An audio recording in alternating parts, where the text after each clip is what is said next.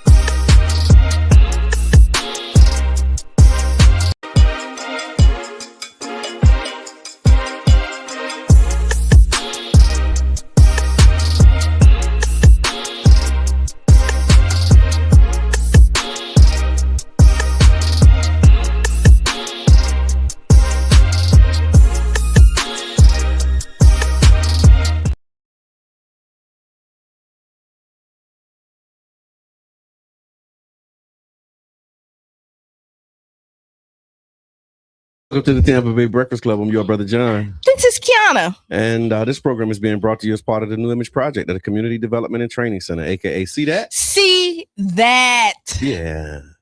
And we'd like to thank y'all for tuning in, helping us to redefine what's cool, because smart is I know. Gangsta. Baby. And if you don't know, Now you know. Now you know. Charlie Funk, I see you. What's Ooh, good? and they finna hear you. The Tampa Bay Breakfast Club is an independently produced program. The views, opinions, and statements expressed by hosts, guests, or callers are their own and do not necessarily reflect the views, positions, or policies of Carrie Festa Radio, 99 Jams, its ownership, management, affiliates, sponsors, or partners. Enjoy the show. Yeah. That feel real good. That do feel good. So you want me to tell you, Mark, all summer, this is the first night that I didn't have toes and like little small bodies. You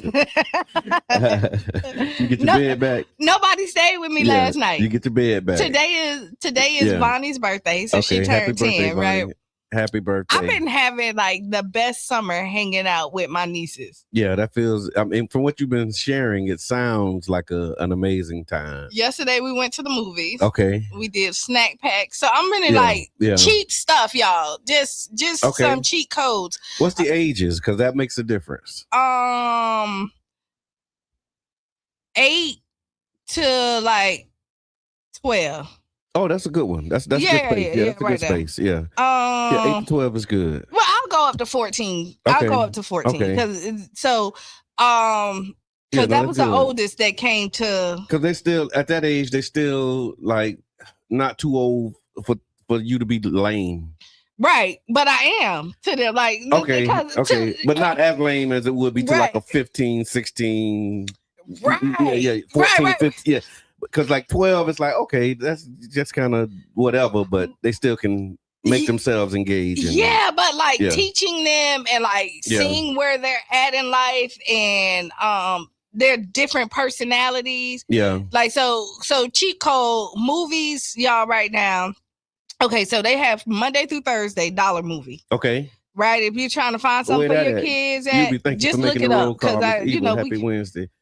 Just look it up. Okay. Dollar movies, Monday through Thursday. Okay. They're old movies. Okay. That's probably showed within the last year or so. Okay. But to go and take all your kids to the movies for $1.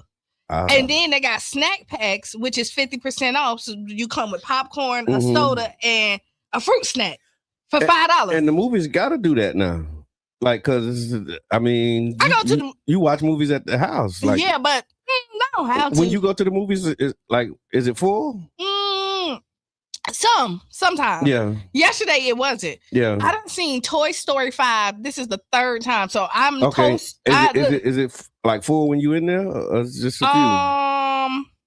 The first time it was good. Okay. The second time it was a private showing. Okay. And this time it was only a few. Wow. So and then it's Tuesdays. On Tuesdays, it's already like $5 or $6 to go. So you can go and do a whole family for a little of nothing. I hear that. Wow. So that's what's on your mind Wednesday, y'all. Thank you. That's a free game, free opportunity. And then, if you're into like taking children to the movies and you want to do it for the low. You can do it for the low. Because I remember going to the movies $30, $40. Wait. No, like 45. For how many people? Like 3 of us. So it cost me $50 yesterday for all 4 of us with snacks. Okay. Oh yeah, no, that wasn't happening. It was just like 45 just to get in the door. You know what I mean? And then food was a whole nother conversation. And then and everybody got their blankets. We went to another store and bought blankets. So everybody got their own little set blankets. Nice, so everybody just kind of come in, and then Friday we come to see you. Yeah, that's right. So Friday night done right. So they excited. And then on Saturday, this is the plan. We're going to open gym. So the open gym is at a gymnastics place, and they can do flips, tumbles for like $15 per child, and it's like for like 3 or 4 hours or something. Like you can just kind of a couple of hours, and do that. So I'm just finding things to do with them. That's so talking about things to do with these kids, because that's been the mantra. These kids need something to do these days. We do have something for them to do. So Childs Park Neighborhood Association, again, this Friday night done right. We there, we live, and we ain't going nowhere. And y'all can check the Tampa Bay Breakfast Club page and the Neighborhood Association page. You know what movie y'all showing? We do Flick and Float just once during the summer. Oh man! Yeah, so that I done lied to them children. Oh, it ain't no movie this They'll be Friday. All right. They don't care. But we make a movie. Like we make the movie. Like we gonna make the movie. So what y'all doing with the children? How y'all keeping them engaged? What lessons are you teaching? Yeah, like what? Yeah, what are they learning? So what we're learning so I'm teaching them how to navigate the streets of St. Pete. Okay. How streets go north and south. Okay. Avenues go east and west. Houses are on even and odd sides. Okay. So we're doing that. I'm building characters. Like I'm really old school kind of. Okay. And like phones got to go off at a certain time. Are you yes ma'am, no ma'am? No, I'm not yes ma'am, no ma'am. But you gotta put an S on it though, right? That's my old school. Like you gotta I don't do yeah. You can't yell me. I want a yes. Yes, I do want a yes. I'm okay with the sir not being there, but yes is kind of it. Yeah, but I'm with that. Yeah. I mean, and those other types of things. All right, so what's good, y'all? So this it is What's on Your Mind Wednesday. We want to let you know that the lines are open. 727-637-2416. Charlie Funk say ain't no yeah. Y'all make roll calls, so let's do roll call. I see Charlie Funk. I see Tiffany, Miss Eva. I see you. We had GMS 1086 came and went. Yeah, but we appreciate you stopping in. What they say, showing your face. Yeah, he said, "Hey, I guess we didn't speak fast enough." Right. But they was here. You know what I mean? Well, you was here, so you can say that. Yubi, good morning. I see you. Miss Eva, happy Wednesday. Carrie, good morning. Tampa Bay Breakfast Club. Miss Teresa, where you at? I ain't seen Miss Teresa in a couple days. She might be busy. Okay, yeah. Because she's like one of the busiest 70-somethings that I've ever seen. Don't you want to be like that? I really do. I really aspire to have that type of energy and ability at 72, like 73. I just want to be. You know what I'm saying? Like 80s. At my birthday party, Miss Bev, our neighbor, like she was there getting it 80 plus. Like that's goals for me, y'all. So, but let us know what's on your mind. What you what's cooking? What you thinking about? Outside of this election. Oh Lord. Is the election becoming draining? Is it becoming draining? Good morning, Renee. I ain't drained by it. I'm not drained by the election. Okay. Yeah. Because for some people, you know what I mean? It's a lot to it, but drained, I wouldn't say drained. But it is like, sometimes I look and be like, okay, enough already. Yeah. Yeah. Like enough already. Yeah. And so I see Renee post something in the in the chat. So we're not ignoring you, right? Yeah, there you go. Foodie Fest. Y'all see it. Y'all see it. Okay, yeah, that's we got new rules, you know. So y'all, if y'all on Facebook, y'all can see we highlighted what she said. It was spotlighted. It was. So yeah, you know, we support all. Right on. So I'm thinking about it's a free event too. I'm thinking about creating a sustainability, healthy lifestyle for me and my community. That's what's on your mind. Charlie Funk, thank you for sharing what's on your mind. Renee got these events on her mind. and we got who else? What's on your mind? Put it in the chat. What you thinking about? What's on your mind this I'm just really thinking about like life itself, right? And like what are you pouring into people? What are people pouring into you? Okay. And it's really the youth for me. Like this summer, like I've always been very involved. Yeah. But this summer has really, like, I really took some time and like they really kind of moved in with me. And but I think like these kids who typically don't talk to anybody that's in there, I've seen them like they got upset that they got to put their phones down for a second. Oh yeah, that's the first reaction. Yeah, but now that they know that it's the thing, they just be like, okay, they accept that. Yeah, they accept like this is the thing. Yeah. No, I mean, and it's like that, right? Like any adjustment, you know, any new discipline is going to be difficult at first, and the habit and the way that you usually do it, you know, there's usually going to be some pushback about that. And so again, with What's on Your Mind Wednesday, I see we have the incomparable Janet Michelle is in the building. You ready, Janet? You see me back here. I see you over there. I see you. Welcome to the ride. Ladies and gentlemen, friends and family, Tampa Bay Breakfast Club members, welcome Janet Michelle. What's on your mind on this fine Wednesday? Hey, good morning, y'all. Good morning, family. What's on my mind this Wednesday is how entitlement breeds complacency. Ooh. And, I thought I was thinking about it from a couple angles too. One of the angles is how I felt like we kind of I said we collectively just as a people dropped the ball as far as voting is concerned and just being civically engaged compared to how our ancestors did. It's like we got rights because of them, so they got us here, but we were supposed to keep on building. But I feel like we got caught up. We got a little entitled. We started to really enjoy the fruits of their labor.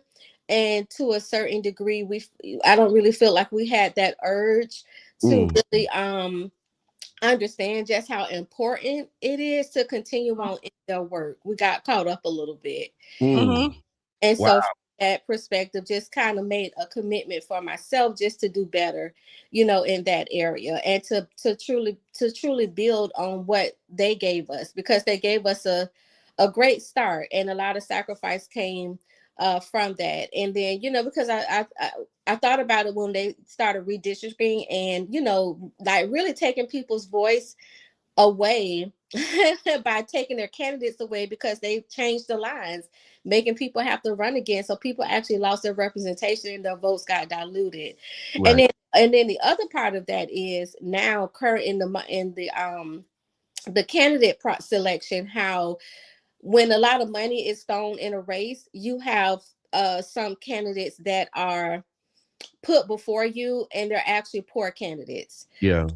And they don't have that same girth to get out, to actually feel like they have to earn the vote. Yeah. It's like a sense of entitlement is there, because it's like they got all the money being thrown at them, all the support they need, because this is who the establishment wants, so they're giving them the support they need. But in that, it's like you're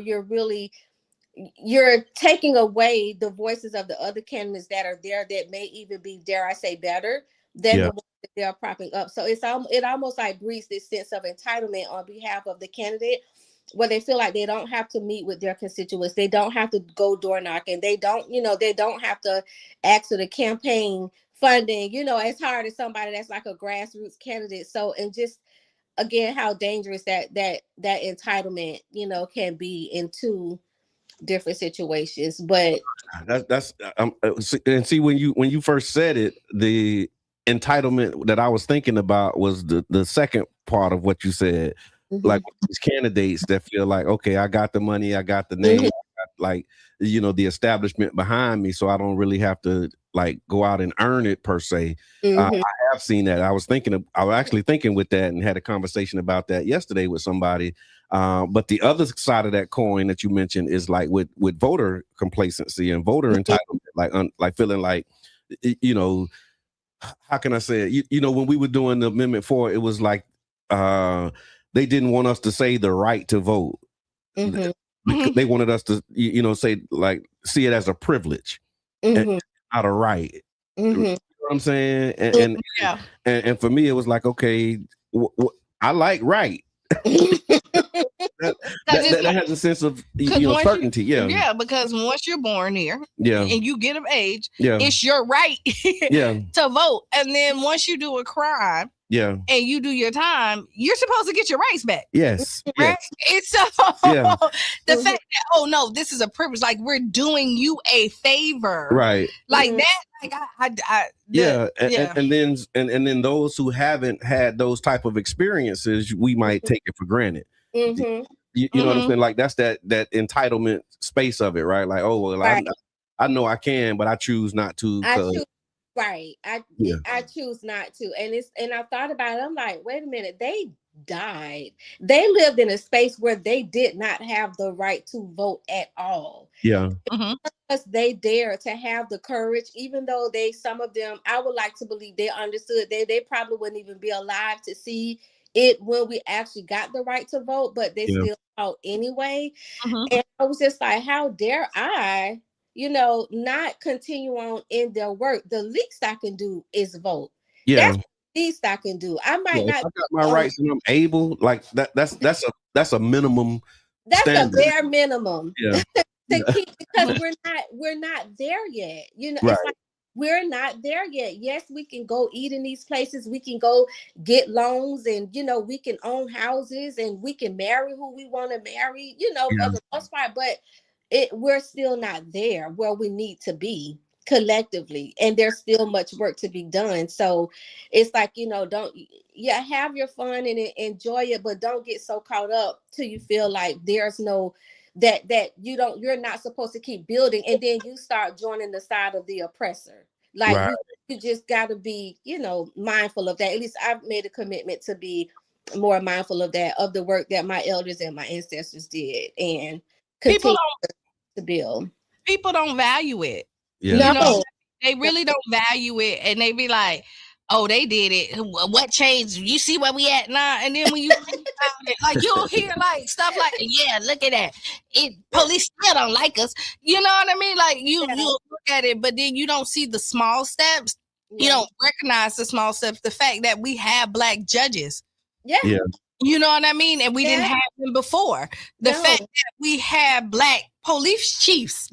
And that wasn't an option before. So like when you're counting all the negative, you need to look at these positive too. And even though it might not seem like equal, but some small ones is just as big as all those losses. Yeah. Even where you live at, it's really that, because I hear people say all the time, my elders and my family, you couldn't live over there. That's right. You used to couldn't, you couldn't go there. Oh, you could not sit there. And and sometimes in my mind, I'm like, I don't even know what that's like because I can. Right. But I can because they did. Right. You're right. That complacency, right? Wow. Because I ain't never think about it that way, Janet, because you're right. Like, what is life like knowing that here's a business that you can't go into? Like, it's literally against the law for you to go there. It's literally against the law for you to sit there. It's actually illegal. Like, you could be arrested and die. And die, right? Because they defending this system so heavily that you could actually lose your life for this accommodation, and then a generation later, we don't even think with that because we feel like we're entitled and we could just go in here. You know what I'm saying? Yeah. And we don't got to vote because that's changed. Right. But where voting and us standing together has made changes. Yes. Absolutely. Well, Janet, thank you for that. And that's a good framework. I'm going to be thinking with that, operating with that. Right. And then they can find you. You can find Janet Michelle at findingmyhappy.net. So y'all make sure that y'all get at our sister. Thank you always for checking in with the Tampa Bay Breakfast Club. You got it. All right. I'm going to go back to the audience now. You have to sit at the table with your name on it. Yeah. Right. His name on it. Hey, Royce. All right. I'll see you at work. All right, you listen to the Tampa Bay Breakfast Club right here on WUJM 99.1 FM, 99 Jams the Bird. And it's What's on Your Mind Wednesday. And Janet Michelle just really lifted up something that is in line with what I was thinking about. So here's how we say on topic, but maybe off topic. Okay. I put out a question and it'll be part of what the people say. Okay. Speaking of entitlement. So when the party, the party that you're affiliated with, they tell you that the person that you want to vote for and support is not a viable candidate and they can't win. What is your next move? What do you do? Okay, so me, I always kind of do what I want. Okay. Outside of that whole party affiliation, really, I have once I really got into politics, then I start to make the decision that's best for me and mine. Right. Now I'm also aware of that there may be a candidate that does not maybe have a chance. So I'm still realistic. Yeah. If that makes sense. But here's my thing, right? Like the candidates that don't have a chance, once you start to accept that they don't have a chance, that enforces and reinforces the fact that they don't have a chance. But you know what? It usually, I've worked on campaigns that I felt like I saw where they were struggling. Okay. Right? Yeah. Like, I think, I believe in your mission. But I see that you're struggling. And I see that, and I done hopped on campaigns to help. Yeah. To strategize. Yeah. To let's go out there and let the people hear your message. Yeah. And it's because you believe in the candidate. Because I believe in the candidate. And when you look at grassroots, because a lot of that comes from volunteers. Yeah. Right. And they're doing it strictly because they believe in you. Not because somebody telling you to pay, they're paying you or something, because, people do want to get paid. Yeah. But usually I've worked on paid campaigns where I pay people out there, and I can see the difference in the work. In the person who believes in the candidate and the person who's just doing it for the paycheck. Right. And not saying that two things can't be true at the same time. You can believe in a man, get a check. Get a check. Yeah. But if you're just hiring people, you go back and do their work. They really just hitting the numbers. Yeah. They're not, so you definitely want a good volunteer base that is your cheerleaders when you're not there. Right. Because that's what's spreading this wildfire. Because again, that candidate can't be at all places. That's true. And you have to have surrogates and a team to help you do it. And if you really believe in the candidate, then there's something for you to do. There's an opportunity for you to engage and help. And so when I posted that, the overall vibe of the conversation was more around how it's not really about one candidate or one party. It was more about like independent thinking, party loyalty. How do you define viability? And then some people talked about strategy versus conviction. And then whether voters should choose the person that they truly want or the person that they're told has the best chance to win. And the overwhelming theme, most people said that they want to vote for the person they believe in, not the person someone else tells them is electable. And that has been, part of my experience, like working for organizations that, engage in political space, where I remember vividly, like, and I'll just say it, when I started with SCIU, this was back in 2016. I started in like February 2016. I think in maybe March or April, the union endorsed Hillary Clinton at that time. And the union members were like, what are y'all doing? Like, that's not the person we want. They wanted Bernie Sanders. You know what I mean? Right. But the establishment felt like Bernie Sanders wasn't a viable candidate. He couldn't win. Right. And so they threw in with Hillary Clinton, and Hillary Clinton lost. Right. And so now, not only do you're not responsive, to the people who you say that you're representing, but and the reason that you're saying that it proves to be false. Right. You know what you have is, when you look at it, whoever they're asking probably was rocking with Hillary. Okay. Right. So you think, and it's just me flipping the pancake. Right. Sure. Just looking at it, it's gonna be, and then like-minded people usually link up together. And so the people you're with like-minded is like, yeah, you know what I mean? Yeah. And then the people over here linked up, and they only hear the Hillary. Yeah.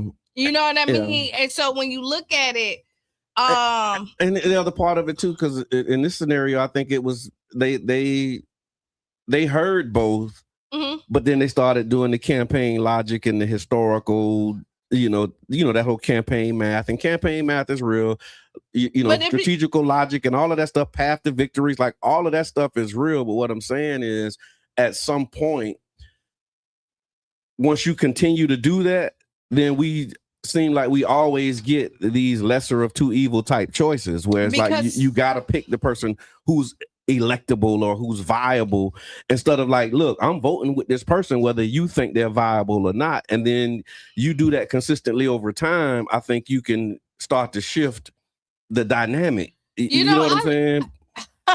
You can, but you have to change the people at the top. Yeah. Right. Okay. Because I've had that problem.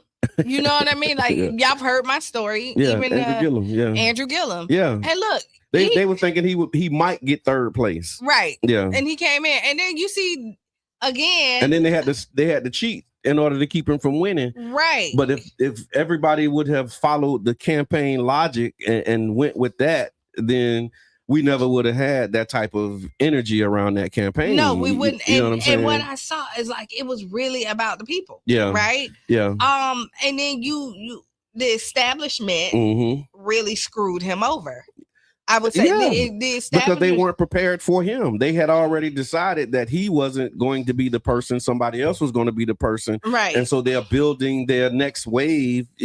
Our after primary work is going to be focused on this person. These are the issues. These are the things. And then their strategy had to shift after their campaign math was upset by grassroots organizing and people just, and since voting for what they believe was their own self-interest, not the establishment. And while we're thinking about this, right? Because we know Andrew just recently got arrested, right? But do you see that he tested, negative for the stuff that they said he was found? So like, the establishment is crazy. Yeah, it is. And so what we can do is I'll go through some of the other themes that came out. Yeah, it's time for break, but I'll go through the themes from what the people said. We have what the people say question. We want to talk about property taxes and that amendment that's on the ballot. We also have some news around the Childs Park Environmental Justice Campaign that we want to share with the community. And we got Ask Qiana and more. So y'all make sure that y'all stick around. We'll be back about 6 minutes after the hour right here on 99 Jams, The Bird. The Bird. Bing.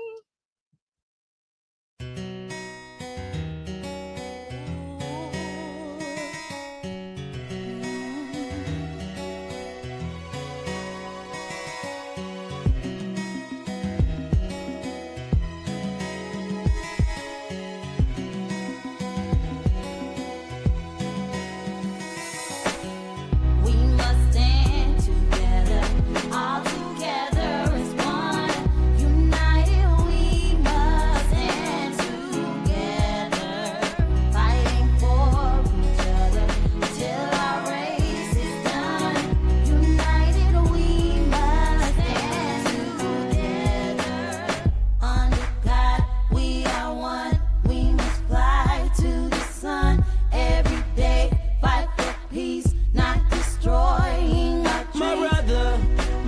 sister. I got love for you, no lie. I give my best, I try. Someday we'll touch the sky. You're an angel, little baby. Wipe all your tears away. I know it's been crazy, but keep your head up high. Foot chase through the projects, dodging foreign objects. Street knowledge, I should've went to college. Odds stacked against me, surviving off instinct. 3 blocks from the precinct. Lil' homie caught a case, others lost family members. Product of his environment, projects produce violence in the middle of the streets, cause that's how we eat. Just I rap about the trap don't mean I ain't about peace. We must stand together, all together as one. United we must stand together, fighting for each other till our race is done. United we must stand together, under God we are one.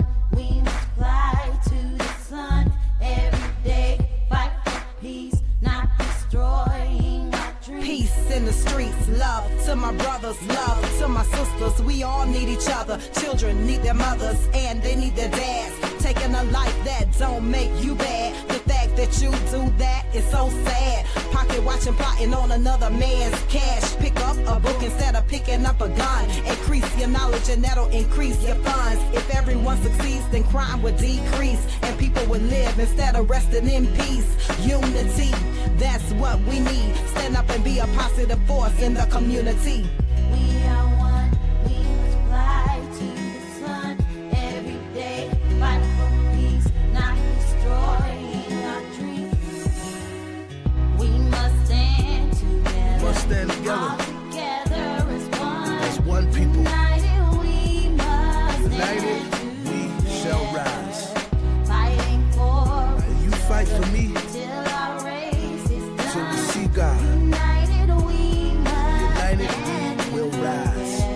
Clap with me. Clap. God, we Clap. are one. Yes, sir. We must Clap. fly to the Clap. sun. GB on the Every track, day, man, and I fight mean for this is from the peace, heart. not destroying Back and our forth to dreams. prison, cause my position in the ghetto is wishing. My dreams was in my hand, man, instead of so distant. Violent crimes on my record, showing judges I'm reckless. Yes, they think I'm rich and young, like Young and the Restless. Every time I see a young brother rich in peace, got to be the only time when I watch TV. Cause the struggling and suffering is all I see. Besides muscling and hustling at war with heat, I point the finger at the devil, boy, for taking my peace. Cause the only way to live is to take to the streets. But they rate me as a villain for the killing and dealing. For what? My last resort to make me a living. I don't give a damn, tell them so what. I'm gonna survive even if they threaten me with life. The arms of poverty held tight, making life a fight. But in the sky, we got to unite. Keep your head in the sky. We must stand together, all together as one. United we must stand together, fighting for each other till our race is done. United we must stand together, under God we are one. We must fly to the sun every day, fight for peace, not destroying our dreams. We must stand together, all together as one. United we must stand together.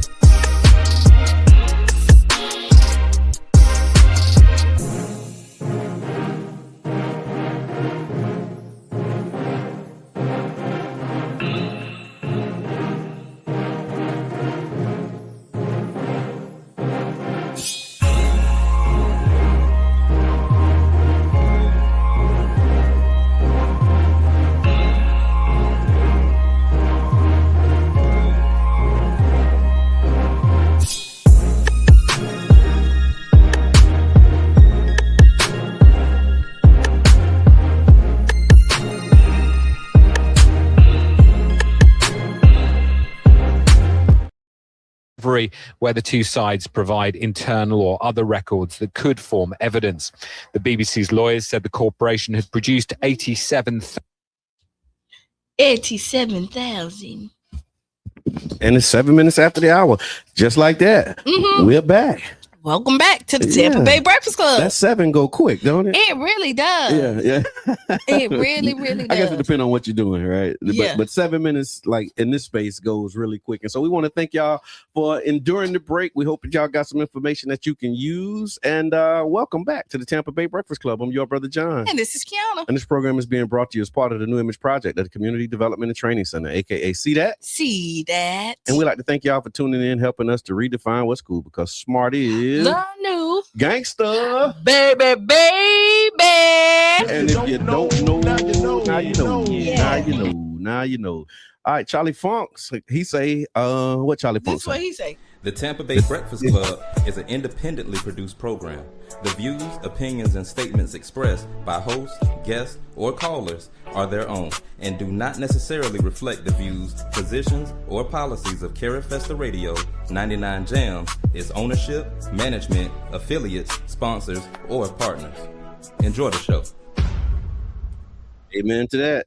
And thank y'all again for tapping in. I got an engagement question I want to put in the chat because during this electoral cycle and political season, a lot of times there's conversations about, plans and what I do if I'm elected and pick me because I'm the best person. And so we want to hear from you all. If you could fix one problem in your community tomorrow, if you could wave a magic wand and fix one of the problems in the community, what problem would it be? What challenge would you accept? like would you fix the roads? Would you address crime, housing, jobs, the environment, youth programs, or something else? What would you take if you had to say, look, I got the juice. Equality. And I can fix one problem. Equality. Okay. Say more. Let's see. I would want to see. I'm channeling my Mr. Edmund, right? Mr. Edmund. Somebody tag Mr. Edmund. Like, you want to do that? I want to. When you look at it, I want it to be that like all youth have these same opportunities. Okay. All people have the same opportunities for housing. The criminal system don't just look at Black men as criminals, but as human beings. Okay. Like, you know what I mean? And then forget your color of your skin, your qualification will get you the job. Like, I don't have to use my middle name to apply for a job because they're not going to click my resume because they see Qiana. Yeah. Or they see Keisha. Okay. Or you know what I mean? Yeah. Or something over there. Shaniqua. Yeah. So like, and I know you say pick one thing. That's why it's kind of like, it's just hard to pick one. For me. Yeah, I mean, for most people. What's your one thing? I should have been prepared for this, but I don't know. What is the one thing? I think education. I would really tap into like education, and that's for like youth and adults, like just education broadly, because there's so much that we need to learn and unlearn. Yeah. And so like a robust education track, right? That includes like, of course, spiritual development, as well as knowledge of self and really knowing who you are, your true history, not the lies or the whitewash version of history that has been given to us, but really tapping in and understanding, our contributions globally, for the past, 66 trillion years, right? Just understanding like there was a time before this last few thousand years where like we really have done some amazing things. And this part of our history is just a part of our history, but it's not all of our story. And so being able to have knowledge of self and awareness of what's going on around you in context would be the thing that I would wave my magic wand and address. Okay, so since you said now I know a mayor or a council member or a candidate, that might be outside of your purview, but so since you say, I would want to address the criminal system. Okay. like really look at that. It's what's on your mind Wednesday, y'all. So please feel free to dismantle- join the conversation like UB did. Dismantle that. Okay, the criminal injustice system. Yes, I would want to. Yes. Yeah. I would want to go there because there's so many. Mm-hmm. And y'all can just know where my heart is at.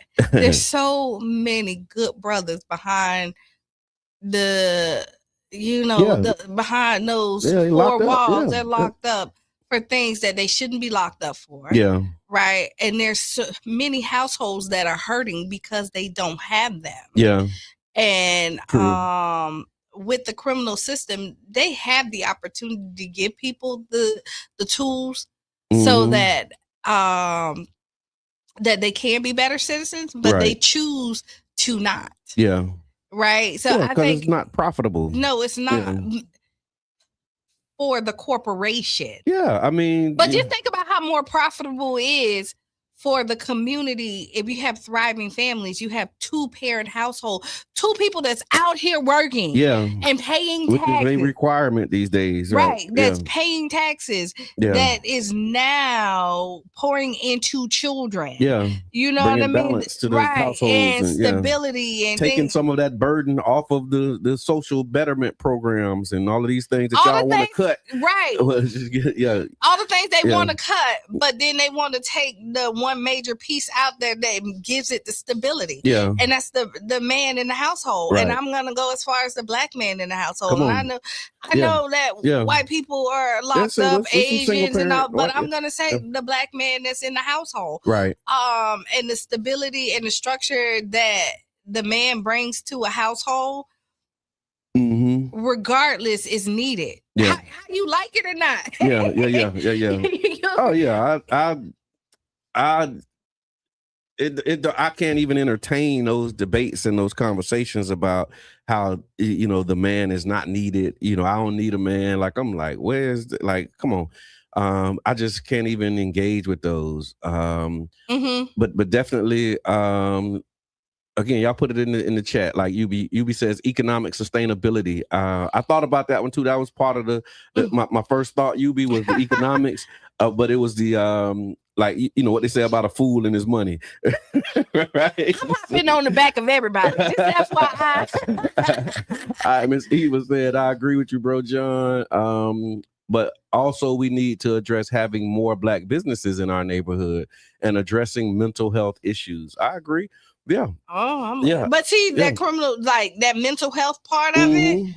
Yeah, you got to get your mind right. You definitely got to get your mind right. And it's to be honest, it's hard for people to get their mind right when it's been poisoned. Yeah. Because you have to suck all this poison out. You really do. And even when people are trying, it's like an infection, like you're trying to fight it. But you need to drain. You really got to really go and scrape all of it out. Because as long as there's a little bit of it, it has the potential to spread. Yes. There we go. Making roll call. Miss Mama Blue, thank you for making the roll call. We see you.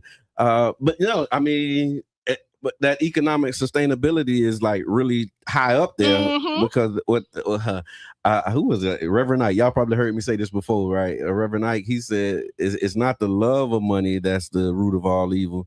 He said, from his observation, it's the lack of money that's the root of all evil. So these poverty, a lot of the crime is associated to poverty and economics. And so once we start to really get a grip and a handle on that, then now you're talking about affordability. Well, if you're making more, you can afford more, right? And so it's a lot that goes with that economic and you sustainability think piece. Most people that's in the streets, before they go to, they be like, I said, this my last month. Oh, of course. All I need is one more month. Yeah. Because they be like, this is it. Yeah. I'm at a good spot. I'm at a space where I can get up. I need that. I just need to make this one more play. Yeah. And then it's done. And then that government official who you've been working with the whole time, who was waiting for that one more play. They knew, okay, look, he trying to quit. We got to get him now before he quit. And then you end up, because they control all of that stuff anyway, for real. So y'all put it in the chat. It's what's on your mind Wednesday. Let us know if you could fix one problem in the community, in the neighborhood. And if you could do it tomorrow, what would the problem be? So for his headlines, I saw there was a headline that says the Florida Democrats have come together to oppose Amendment 3, which is the homestead, which is to expand homestead property tax exemption. And so Florida Democrats have voted to oppose Amendment 3, which would expand the homestead exemption for non-school property taxes and could ultimately eliminate those taxes. Supporters argue that homeowners deserve property tax relief, and opponents argue that property taxes fund essential local services like police, fire, parks, and libraries, as well as infrastructure. And so the question is, if the property taxes disappeared, people want to know, how would you pay for, fire departments, parks, roads, recreation centers, and libraries? That's the They don't even want libraries. For real. They don't want it for real. I'm gonna scan the budget and see what we getting for our library. I mean, we got a good library. Yeah. But I'm just saying, like, they're good because they feel like people are not reading, right?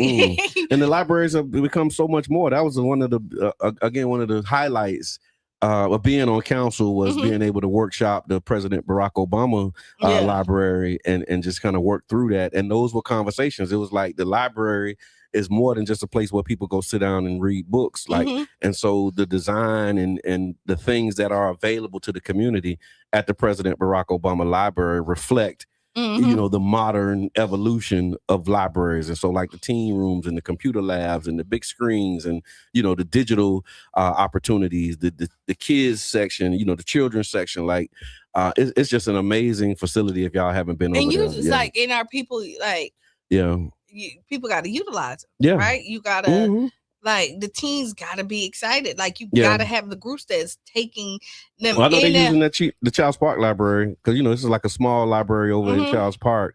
And I've been taking meetings over there. I was doing it primarily when school was in. And when school was in, like right after school, it's not teens, actually. It's elementary students, coming from Fairmont Park. Yeah. And so like when they leave school, they would come to the library. That's beautiful. And they were coming in. But again, it's the library is different. Like they're not coming in grabbing books off the shelves. Yeah. You know what I'm saying? They at the computer. Some, you get some that's reading, and then the educational programming. So they'll do some some homework at first, and then after that they on to their computer games. But it's a safe space where you can engage youth. Safe spaces are important. Yeah, absolutely. And so how we gonna pay for this stuff, y'all? That's the question. So if property taxes are eliminated, how will we pay for these essential services is the question that people are asking. And then the other side of it is there are people who are really hurting, and they feel like, hey, if I can get this relief, I can get this relief. So if you take the property taxes off of the everyday folks, then the people who get the breaks on the property tax now, they need to get them. Say that again. So the people who get the breaks, like the big corporations, who's making a profit. So you got to change the whole structure. Yeah, like if you're flipping it, you flip it for the other side. Okay. Because just think about, they don't pay they barely pay property taxes, or some of them, they make these agreements, and those are the ones who's benefiting from they get the break, plus they making profits. And then not only are they making profits, they're increasing their rent. well, I think, good morning, Miss Teresa. There you go. I was wondering about you. So thank you for making the roll call and checking in this morning. But I think the way that it's written is for, what does it says? Homestead. So it's expanding the homestead exemption. So it is not an impact on the commercial properties. I get it. Because you can't homestead commercial properties. And so that's going to be what that's going to be. It's the homeowners. And I think they know, like, you got to do the homestead exemption, expand it. Right. Because if you talk about doing anything else for corporations in this environment, but you're just asking for, like, where that money going to come from? The people who making the money. That's what I'm saying. But I know that. So you think they're going to do more? No, I'm not. No, in my world, this is what I would do. I got you. No, I'm not saying they're going to do that. You're just asking where's the money coming. And the people who got it, the people who got it. Yeah, take it from You're already giving them a break. That's that whole fair share conversation. Yeah, it is. Like, I mean, at this point, we don't, like, listen. yeah, we didn't charge you for 20 years. So you got a 20-year break. So that means you a 20-year head start. Now you got to pay. Right. There you have it. And so that's just me. No, I hear that. That's just me. And I know it's homestead only. Yeah. I got that. Okay. So if I confuse anybody. Yes, thank you. Because I was like, wait, what? No, because you just said, where are we going to get it? Okay, that's the hypothetical side of it. But like the real world application, and I'm so glad that I'm not up there responsible for trying to figure this out. You know what I mean? World, they're going to tax. It's still going to come back to you anyway. Yeah. So whether you get that break on your property taxes or not, you're still going to have to pay the difference. And then be careful what you ask for, because the difference may be higher. Okay. And that was their argument. Okay, I hear that, UB. Thank you for that. And so, but I mean, continue to ask the question. In addition to the Florida Democrats, it says that firefighters also have opposed it. Firefighters and many fire chiefs have joined in the opposition. Their concern is that reducing property tax revenue could affect emergency services. Critics say that local governments would lose one of their most stable revenue sources. And so, that's where they at right now. This is one of them things that you can count on. Yeah. And that thing that's count onable may be going away. And just but look it's up at to this. the voters, yeah. If you had to I saw this thing where they said they have a app or some opportunity for people to bet on anything. Like you could just make up a bet and then put it in like a chat and start collecting, wagers for these bets. And so if you had to bet on whether or not Amendment 3 was going to pass and the property tax exemption would be expanded. Okay, Do you think it's going to make the bar? Okay, I would have. So before I put my bet on, okay, I would do some research. Okay. I want to know what's the percentage right now in Florida of homeowners versus renters. Okay, and then do homeowners are these homeowners going to vote? Will this make you like? This is another one of those opportunities. Like if you wasn't going to vote, would this make you go vote now? You think people would get up and be like, you know what? I ain't really concerned about the candidates and all of that stuff, but this property tax thing, I need to go make sure that I vote for that, or not vote, or vote against it. Whatever you're going to do. I don't know. Will it help people to be more engaged? It don't tickle my fancy. That you're not getting up out of the bed. There's so much that I want to be. You know what I mean? Yeah. Like the economy. Like there's. I would just have to look at it more. Like that ain't like the motivation, but it's somebody's motivation. Yeah.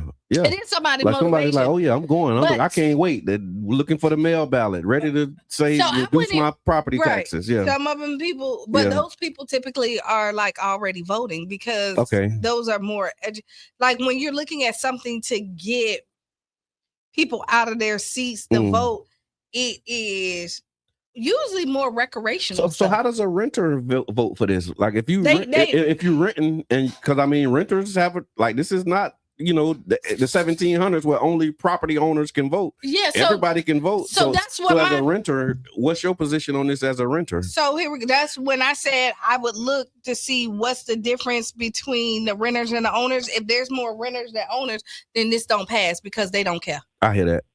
All right, caller, what's on your mind Wednesday? We talking about this property tax amendment 3 on the ballot. What's your take? I'm just okay. Let's say we don't give them no relief, right? Mm-hmm. And so then the people can't pay their property taxes because they probably get foreclosed on because the tax is too high with the insurance. Mm-hmm. Then where we getting the money from? Because if nobody pays the taxes, we ain't got no money. I'm thinking with that. And that's the reason and then the other thing is they're not taking all the taxes away. Right. The school taxes don't go nowhere.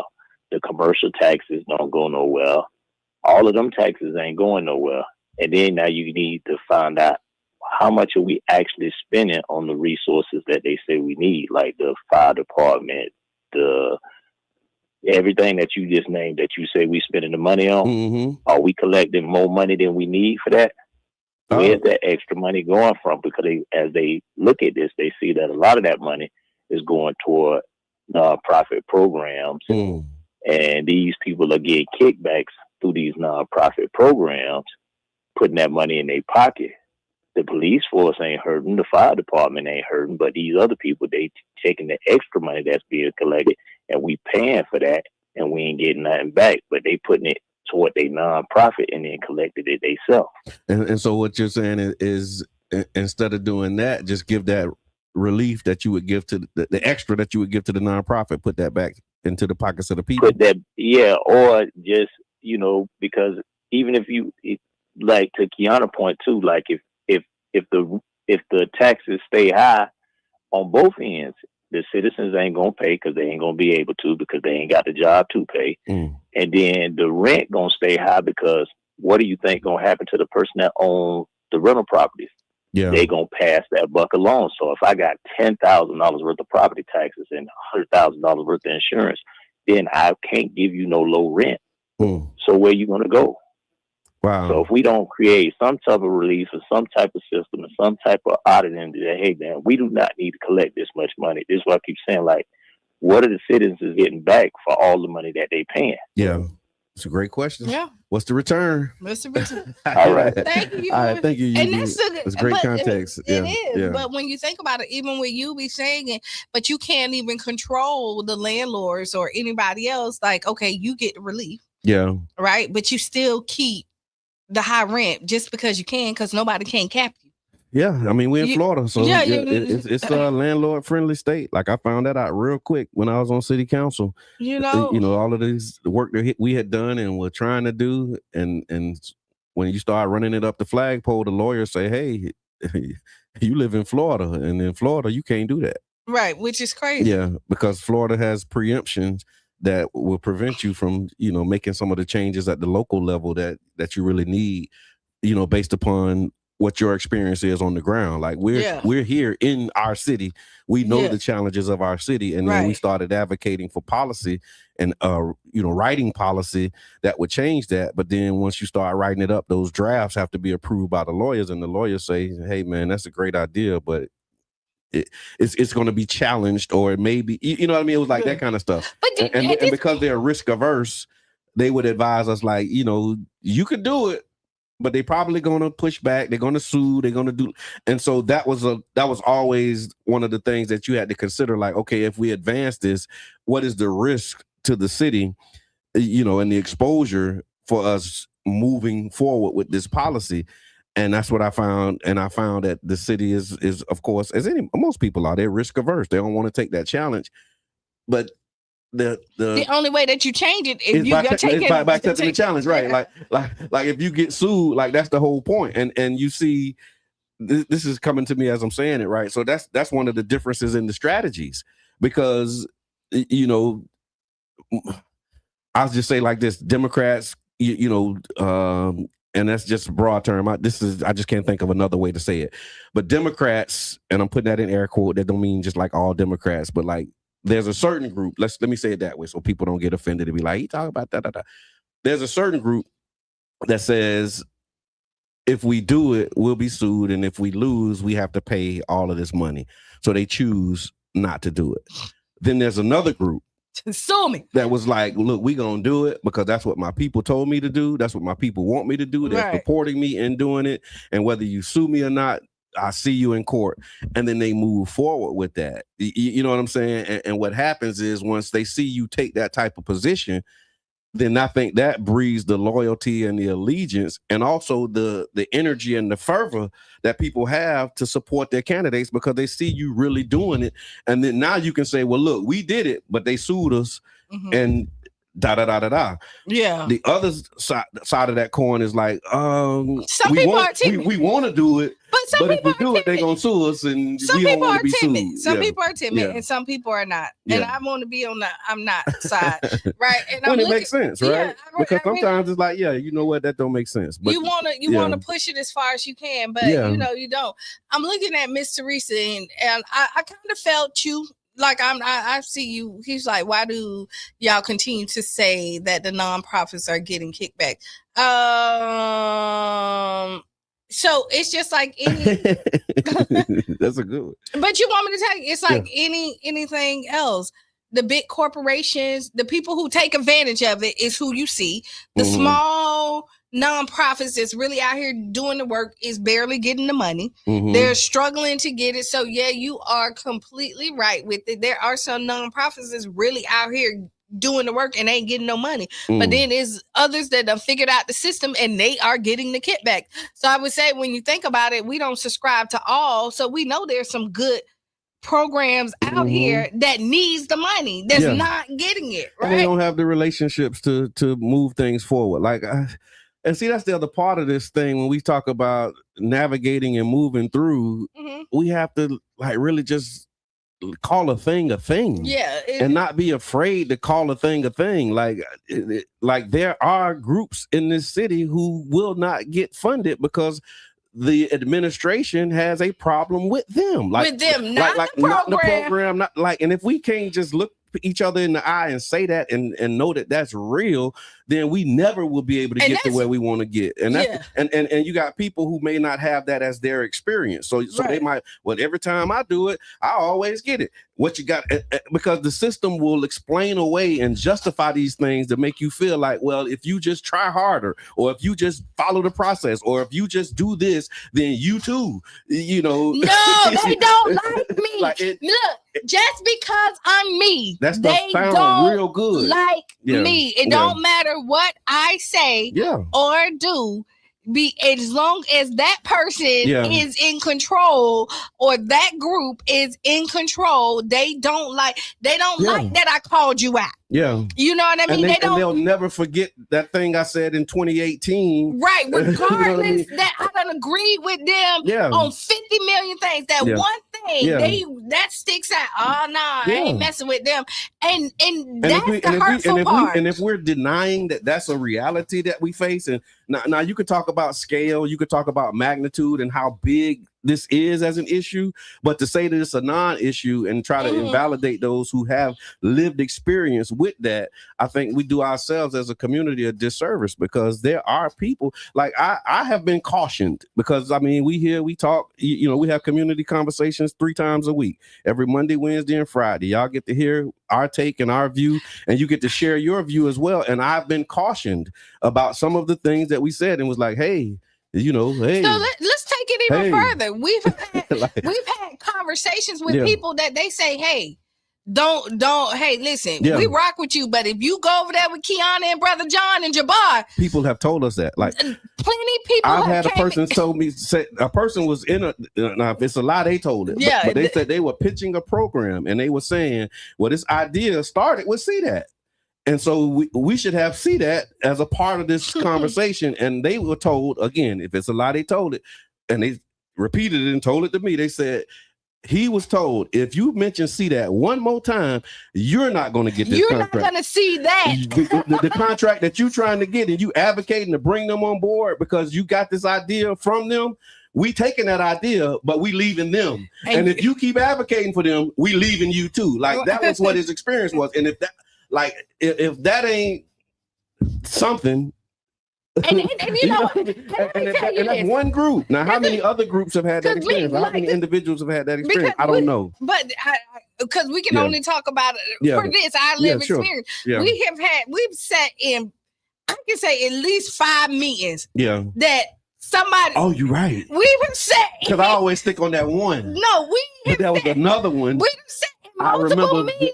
Like, if you go back in there and say, like, yo, and people like, are being told who they can work with, who is an acceptable partner, who they should work with. They're putting together these collaborations. Like, they actually do that. They say, okay, we'll fund this, but one of the conditions of the funding is we want you to partner with this person. Like, we was on a project, we was like, well, why is this person here? And they was like, well, they have some things that and so we had to, like, Rubik's Cube, figure out, okay, like, we didn't consider them. Now we have to, basically, as a part of this. So now we got to figure out, and I mean, not that it's impossible and you can't do it and some good work can happen, but there are people that are setting up these types of situations where you have to work with certain people or you have to not work with certain people. And I've experienced that for real. And so when people are saying that, don't invalidate those people, because I'm one of the people who saw that, and I can bear witness that that's happening. And it's just frustrating sometimes when you see people say, oh, it ain't like that. All you got to do is just cross your T's and dot your I's. And I tell you, I that's feel like important too. But, you and I both have good relationships with people. Yeah. Right. But one thing is, our loyalty and right is right and wrong is wrong can't be bought by a dollar bill, right? True. And so what happens is we don't have a problem with trying to fix what's wrong because I'm always willing to work with whoever. Sure. But because we won't fit in this box that they want to put us in, and when we see the disjustice and all this other stuff, and if we call it out or have a conversation with it, they seem like they don't like that. It's either you take it and shut up, or we're not giving you nothing at all. Because you can't complain out loud with the process. You can't go in and tell your experience when it was bad, because once you say that, oh no, you can't never come back in here again, kind of. And this is a public space, right? And so you're dealing with people, money, and when you're thinking about the advocacy that you do for this community, sometimes we owe the people who's rooting for us the truth. Yeah. Now, how we deliver it, you know what I mean? Yeah. I think personally, for the majority part, we deliver our stuff really well. And maybe I'm biased. I mean, give it up for me. Yeah. Maybe we're biased. But, and then some people don't. I think I'm very diplomatic. There's a lot of stuff that I'd be wanting to say and could say, but I'll try and, bring balance. But that's just my nature. Like I'm, like I'm a peaceful person by nature. Like I'm not, I don't wake up looking for a fight. But if a fight come my way, like, I ain't ducking no smoke, as they say. And I feel like I personally ain't did nothing to nobody. Yeah. For it really should be like, oh, we're not funded if they're a part of it. Now, here's the other part of it, too.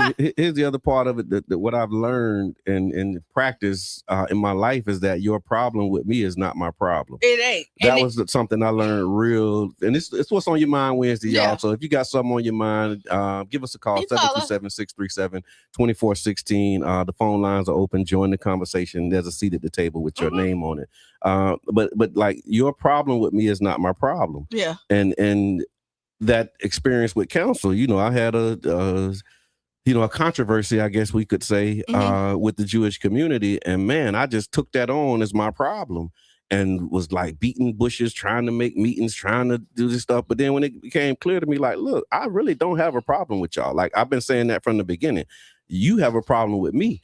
And y'all won't say that. And we're trying to figure out like how we can come to some type of resolution, but you don't want resolution. You want compliance. Right. And it's like, I don't agree with you on that. I want resolution, like you say, and not like I want to resolve this conflict, and you don't want, and the only way that you can see a resolution is for me to comply and do what you want me to do, or say what you want me to say, or show up how you want me to show up. And I'm not going to do that. And no matter how many conversations we've had, like I'm willing to give ground, but you're not willing to give ground. And so I'm like, okay, at some point we just have to agree to disagree. But for me, I'm not one to just throw that up as a flag and say we're going to agree to disagree. Like I really want to find what the source of the disagreement is. And if we can work through it, we can work through it.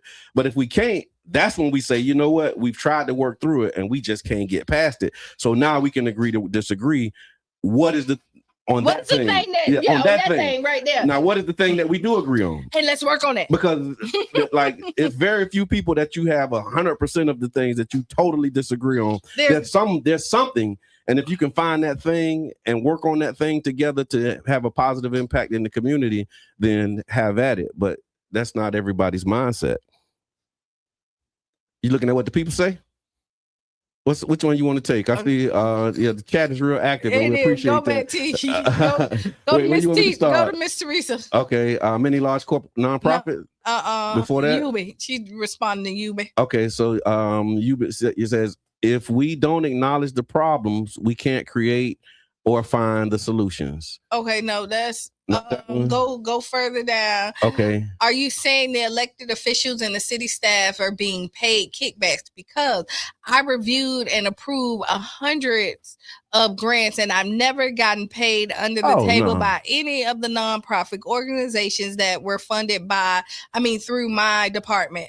Oh yeah, no. I think that's kind of extrapolation. Yeah, we're not going that far. Yeah, no, I don't think we're going that far into it. Okay. And I don't think that you're going that far into it. When you talk about kickbacks, I'm talking about these agreements that are a lot of times unspoken. Mm-hmm. Again, here's another example of what I mean by that. There was a city staffer that kept telling me, "Hey, we got a thing that's coming up." Mm-hmm. Right. And this thing that we got coming up, we got you in mind for it. Yeah. And like giving me winks and nods, like we got this thing and we think y'all would be great for it. You know, your organization. Yeah. You know what I mean? Like kind of the wink, the nod, like, yo, you know, hey, make sure that you keep your eyes open. Here's the thing. Yeah. And so the whole time, like, I'm like, okay, what is the thing? So we get closer. Hey, that thing we told you about is going to be out in 2 weeks.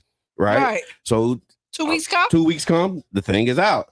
Hey, the thing out, make sure that you apply because we only opening it for 7 days. Yeah. Right. It's not going to be a long time for people to apply because why?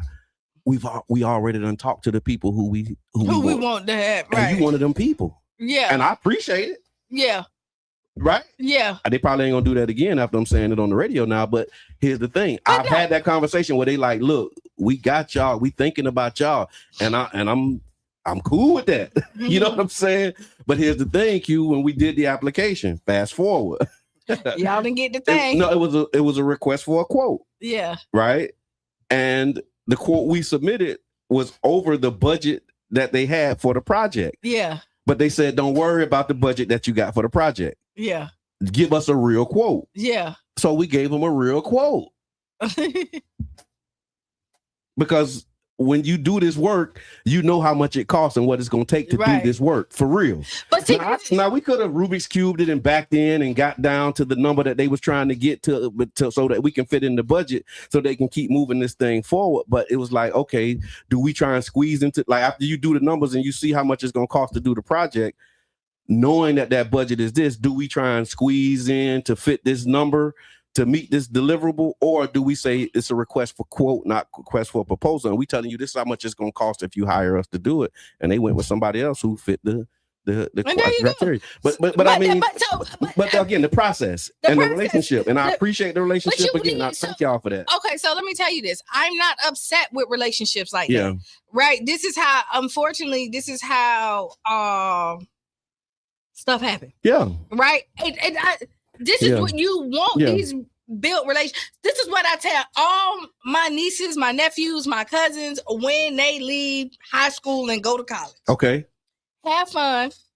You're gonna make some. Start with that. Yeah. Don't have fun. You're gonna make some mistakes. Don't let your mistakes define you while you're there. Yeah. Learn, but more important is make relationships with people while you're there and connect with different lives while you're in college, because you never know who is going to be able to walk you through that door. I told my children that too. I told them that in school. Like, be cool with your teachers. Yeah. Like, don't be not cool with your teachers. Like, be cool with your teachers. The person that can look out for you. That thing that, you know, that B, you know, that you got that was 2 points away, being cool with your teacher get you them 2 points. It does. Or allow you, at least allow you to do the extra work. Man, they give you them points at some point. I mean, it puts you in a better position than if you're not cool with your teacher. Yeah. You know what I mean? And that's a fact of life. That's a fact of that's a reality. And so again, y'all, I'm and you know what? So when we talk about these things, again, I've experienced it. And so if that's a conversation that I had, and this is not a kick, and there was no kickback. They didn't say, okay, once you get this thing, you got to give it. You didn't get the job. It was just so that whole thing ain't a thing, right? It's just the fact that I know that they have people in mind when they write these programs, right? Yeah. And then they'll come to those people and say, we wrote this with you in mind. I appreciate that. But that doesn't guarantee you the job. But then it don't guarantee you the job. I mean, it was basically a guarantee. And I think if we would have, wiggled into that number, we could have got the job. I have no doubt about it, because we had the strongest proposal, in my opinion, but it's me, right? But the fact that we wouldn't compromise on what we knew the actual cost was in order to deliver and do it with fidelity, because that's another part of it. You can do these programs. You can say, okay, well, we got a budget of $50,000, but it's really going to cost you $75 to do it for real. Now you could do it for $50, but you're not going to have an impact. Yeah. Because you're trying to shortchange it. Like you got to make the investment in order to get the impact. And so that's what happens. Like, okay, well, we don't want to pay the 75. We want to do it cheap. Oh, and the other part of it was the timeline. It was like, okay, we're going to take longer, right? Because you want it cheap and fast. You don't have, but it was like, no, like but so what you trying to do, but, you not. But what you're doing is painting the picture. Is even though like I have something and I may think like this is a good fit for you, but once you do all the, it wasn't a good fit. No, it wasn't. Right. But it could have fit if you would be willing to play the game. But I mean, that's the thing. You could. But not only if they had you in mind, they had other people in mind too. Exactly. Right. And so that's my point. So yeah, before you go, and they got that same conversation that I got. Right. And so they got that same 7-day window to apply that I got. Right. You know what I'm saying? But when you look at it, I have a problem when you're giving it to people who are not qualified. Okay. Right? Yeah. Like if you just, hey, that's the problem. That's the thing. I don't have a problem with you looking out or telling somebody who's out there doing the work and you know that they're going to get the job done. That's why you move up so that you can put people in position. Let me pause you. Keep you put people in positions. Right. You want to put people in position who are qualified to do it. Yeah. My only problem is when they're not qualified. Listen, I tell people all the time, don't give me a job. Yeah. Because every place I done ran, I have hired my qualified friends. Yes, amen. And I appreciate that too. Like, listen, my whole crew coming. Yeah. If I know that they are qualified, right? But because I know we constantly working on ourselves, we're preparing ourselves for these opportunities. And I'll say this: I done fired some of the people that I done hired as well because they didn't meet the mark. Yeah. Right. True. So like, y'all listen. I'm totally okay with nepotism. When you got qualified, you got relatives and people who can actually deliver and do the job. You'll be talking all type of ish about me because all my homies in there because I know most of them qualified. But here's the other part of that, Q. The part that what kind of started us down this path was the fact that these are the qualified people that but there may be other people who are qualified that don't have any idea that this is happening. Yeah. That's the inequity. Because just like you and these 3 other groups that I'm aware of are qualified, there may be 30 other groups out there, but it's not publicized and they don't get the notice or the information. And if they do get the information, they get it on day 4 of a 7-day process. You know what I mean? And so now it's like, oh, well, you didn't get it in time or you get it, but you don't have enough time to put your package together to really represent all of the work that you can do. And that stuff was on purpose. Like it was intentional. Like we're intentionally having a short runway for this thing, not because we got to turn it around and get it out the door quick. It's because we know that we have groups that we've talked to and they're ready. Like it's on your mark, get set. We opening it up for 7 days, go. And then we can close the window after we say go. Like that's the kind of games and that's the kind of stuff that I've experienced. And these are the things that we highlight when we talk about it. And again, I ain't talking about what I heard. I'm telling you what I experienced firsthand. So, all right, that's life. Yeah. Like, I'm not, again, like, I'm just like, it is life. And then, so, okay, there's some stuff, right, that I would say, I hate to say this, start connecting with people. Oh, I mean, you really, have to hate to say that. You got to build a relationship. No, but like, like, when you sit up there and say that, you're in there, my door and the relationship hasn't changed, right? But it hasn't changed from my perspective. We're not even going. We're not even going there. But I'm sorry, I'm like really caught up in my personal experience in this moment. I see you. I feel it. I feel your hand on the back of my collar. Because I'm locked in. I got a testimony. But what I'm saying is that's a testimony on you, like. You can say like you're over here walking these walks, building these connections with people that they value in you enough that they want to give you these opportunities. And yes, we have like it's not fair that somebody else is over here doing it and they're not getting the opportunity. But what I will tell you is one time you didn't have the opportunity. Yeah. Right. Yeah. You didn't have the relationships. Yep. And what you start to do when you realize that you don't have those connections, you start making those connections. You got to see who are the people that you can start to move with. And everybody, now listen, everybody you're not going to jail with. Yeah. But there's somebody that you will. And you know what? You throw a cast net there enough, eventually you will catch your fish. Yeah, I hear that.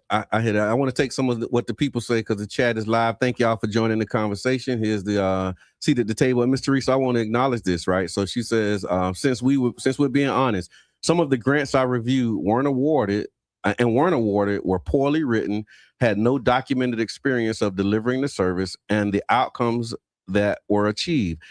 That's true. Like some people just not qualified. There's no you have that. So you have people that are just not qualified, but then you also have people who are extremely qualified, but they're not good writers. Mm-hmm. Like they don't know how to document and put their qualifications into a package that will be funded. So it might be poorly written. It might, you like I said, two things can be true at the same time because again, as a council member, we reviewed a lot of those things too. And a lot of that stuff, you can see that, it was not a lot of thought that went into it, or you can see that it was, like AI generated. And then when you look at like, oh, this is a great plan to Ms. Teresa's point. But then when you start looking at their ability to deliver and produce, you don't have a track record or a history of delivering a quality product. And so there's that, like, that's a part of it too. So I'm not denying any of those things. I'm just adding something from my experience that other people may or may not have experienced that we kind of skip over, and if you haven't had that experience, you tend to invalidate. Right. And that's kind of the rub for me. I see Fancy Nancy. She says, my JROTC colonel told me manners and relationships will get you indoors that nobody else can open. He sponsored my whole last 3 years of JROTC and personally took me with him to all the drill team meets in his brand new 1991 short dog caddy. I hear that. Thank you for that. Because it's true, right? Like the relationships do matter. And it gets you places that other people, it just open doors that And that's just like, but once you know that, start to build those relationships. You build the relationships. And to your point earlier about building relationships, one of the things that I think the other part of it is it put yourself in a position where they can't not come to you. Like if you in this lane and you in this space, you go in that space and you kill it, you dominate. And so anybody who comes in that space, they have to see you. You know what I mean?